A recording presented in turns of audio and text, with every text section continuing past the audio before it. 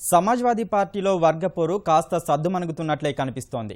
బెట్టు వీడిన ఆ పార్టీ నేత ములాయం వచ్చే ఎన్నికల్లో విజయం సాధిస్తే తన కుమారుడు అఖిలేష్ యాదవే ముఖ్యమంత్రి అవుతారని సంచలన ప్రకటన చేశారు.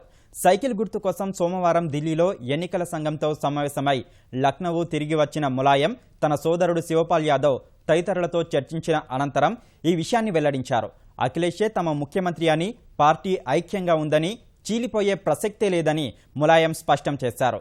త్వరలో రాష్ట్రమంతా పర్యటించి ఐక్యతా సందేశాన్ని వినిపిస్తామని తెలిపారు. 25 ఏళ్లుగా ఎంతో శ్రమించి నిర్మించిన పార్టీని కాపాడుకోవడానికే చివరి యత్నంగా ములాయం ఈ ప్రకటన చేశారని రాజకీయ విశ్లేషకులు భావిస్తున్నారు. దీనిపై అఖిలేష్ వర్గం ఆచితూచి స్పందించింది. ఇది మంచి నిర్ణయమే అని చెబుతూనే అభ్యర్థుల గురించి ఏమీ చెప్పలేదు కదా అని అఖిలేష్ వర్గం అధికార ప్రతినిధి నవీద్ సిద్దికి వ్యాఖ్యానించారు.